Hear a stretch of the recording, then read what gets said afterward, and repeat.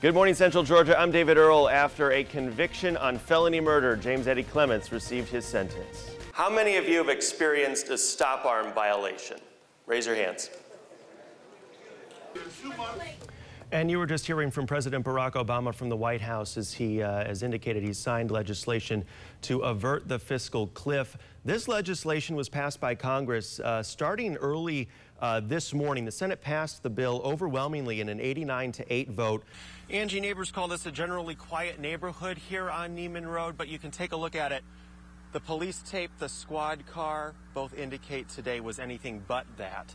So lawmakers here at the state capitol in Jefferson City recommended we go across the street to the Department of Social Services. Those are the guys that gave us these numbers on out-of-state spending on food stamps initially. Turns out they're not really interested in talking about the details behind the numbers. Just hours ago, the Beeline snack shop and Phillips 66 gas station here in East Columbia was robbed. Come July 1st, right here at the Middle Georgia Library, book finds are going to double. But really, it's still pocket change. Sitting here on Capitol Hill, well, it's a long, and I'm just David Earl sitting here at Missouri's Capitol Hill with some news about the latest bills to hit the books coming up in a live report. Thousands of people come to Kansas City for the border showdown. It brings a lot of people, a lot of cash here to Kansas City. But if MU and KU don't play here anymore in the border showdown, what does that mean for the economy of Kansas City? And we got 29 minutes left on my meter here in downtown Columbia. The way you pay for parking in these meters, it's going to change. We'll have more coming up in the live report. For the next 5 days on the corner of Marion and Irving, this is how Natasha Freeman will start her day. Okay. I had to stay from 7 to 8:30. Why is she here? And why is she wearing that?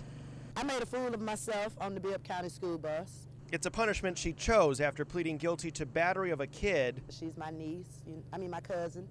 On that big yellow bus. Kids don't supposed to tell you to kiss their behind. And I'm just trying to show her some kind of discipline. And this is better than jail. Yeah, I think so. And on the first day of her sentence, the punishment paparazzi was in full force. Oh, it's cool. It's cool. Besides the gaggle of gawking reporters and the parole officer checking in. Turn around to the back. There were a few passers-by, though the four-legged onlookers probably weren't the ones Judge Sims had in mind. He wasn't as bad as everybody make him out to be. He okay. He's all right. Otherwise, it was a silent sentence, and the sign will be a souvenir. I'm gonna save it. That'll be a memory. Wake-up call. Not to put your hands on nobody else's kids. But it is, after all, a Monday. Oh, honey, it's 8:30. He better go on. Which means Freeman, like most of us, has to go to work. In Macon, David Earl, 13 WMAZ Eyewitness News. For Richard Grayson, it's just a rainy day of business. But this Monday was kind of ironic. That's because his real first name is Harrison, and Harrison Ford is going to be here, possibly be here at the store later in the week. Set crews for 42 were busy building coverings Monday to dress up the outside of Anderson's Jewelers. The rain didn't keep them away. That's another something that's ironic. Grayson said the producers of the movie 42 chose his jewelry shop right here on 2nd Street for that green awning so they could run some Hollywood rain down it. Today, Mother Nature decided to test it for herself, but we have the film crew testing it for the scene. There they are on Friday, working with a rain simulator in front of the store. And while customers can still come in this week, see you later. Grayson's counting the time until he can close up shop and maybe welcome in Harrison. I've followed him ever since Star Wars, Blade Runner. In Macon, David Earl, 13 WMAZ Eyewitness News. Jim and Angie, yet another day of not one person in the state bureaucracy being available to give us details on state food stamp money. It's 6 p.m. and every state office is closed. Today, though, the Missouri Senate was busy and the Department of Social Services was in response mode. State Senator Will Kraus says there's fraud in the food stamp program.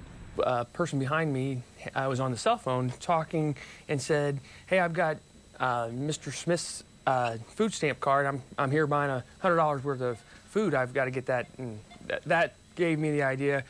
There are people selling their EBT cards. So he wants a valid photo ID requirement on Missouri food stamp cards. Some Dems think it may be a bad idea.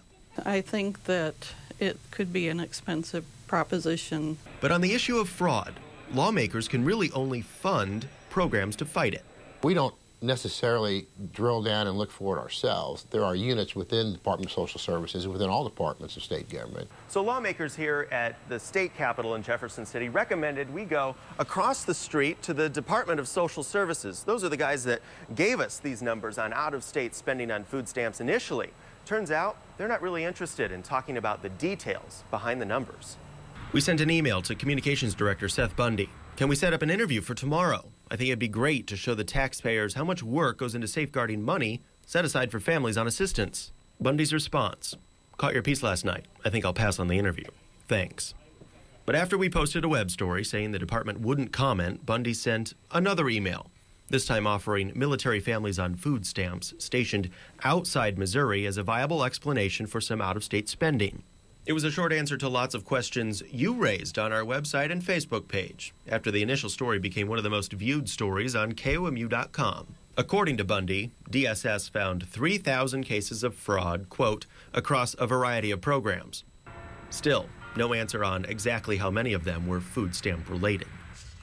Now, Bundy also reiterated that federal law allows recipients of food stamps to use them in every state. He deferred to, quote, federal leaders for further conversations on the topic. On KOMU.com right now, we have a link to SB 474, the proposed photo ID requirement for food stamps. Angie? James Brown, the Allman Brothers, Little Richard, Otis Redding, Robert McDuffie. Wow. Okay. Well, all I can say is that Macon created my musical DNA. You wouldn't expect the birthplace of Southern rock to also make a home for classical music. I just wanted to put Macon on the map. But Robert McDuffie's Center for Strings is making music loud enough to reach all around the world.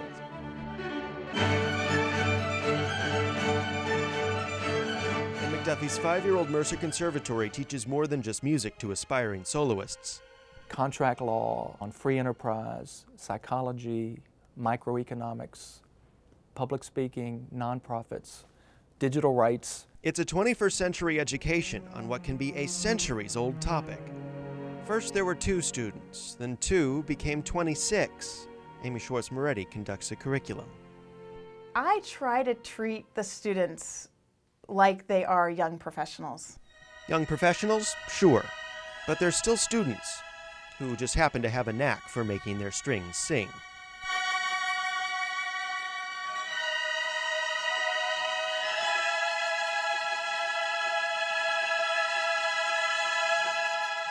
Everyone knows Allman Brothers and Southern rock, but now people are knowing that Macon is a great place for classical music, and I see it as a little hub for this kind of cultural renaissance that's happening for us. Nowhere is that more evident than this practice in Fickling Hall. And even though he's not living here, when McDuffie comes to town, there's a certain magic at those practices. But I'll tell you it's not him. It's Macon, okay? It's Macon. What does that mean, it's Macon?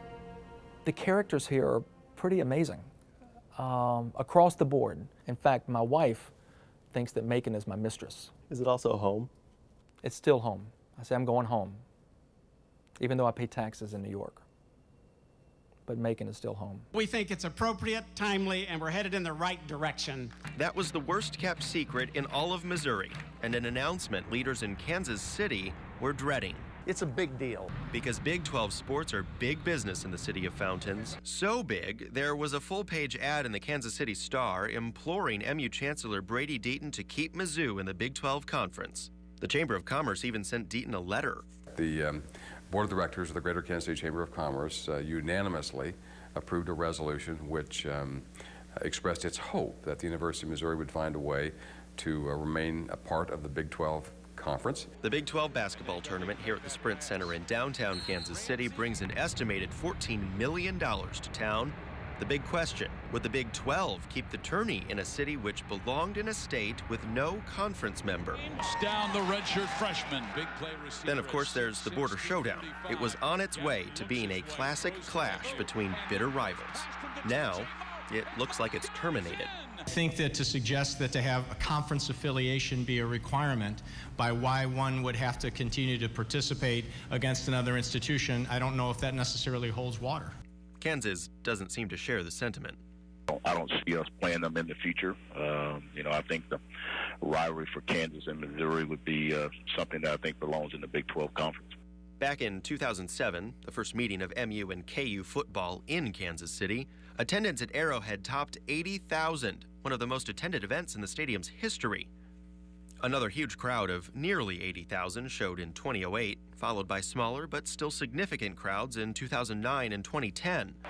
On the line, if the game doesn't continue, lots of people, lots of tickets, and lots of cash. Rick Hughes says the game is an economic engine. There's the potential to draw more people in for more stuff. They'll do Thanksgiving, they'll do the Friday afterwards, they'll stick around for the game. But when the confetti exploded, the mood among business leaders in Kansas City shifted. Whether people understand it or not, they certainly respect it. And now I think we have to look forward to a new circumstance and situation and make the best of that, and I'm confident we will. The Sprint Center told us it's not ruling out bidding for SEC events. And for now, the Big 12 tourney is safe in KC until 2014. And the Chamber of Commerce can even see beyond the border showdown. I think that if there were an SEC football game played at Arrowhead, you'd see a lot of SEC fans coming to Kansas City. Still, a lot of ifs, and change is never easy. I think it'll take a little bit of wind out of our sails. Wind out of the sails of KC, blowing right behind the smooth sailing of MU into the SEC.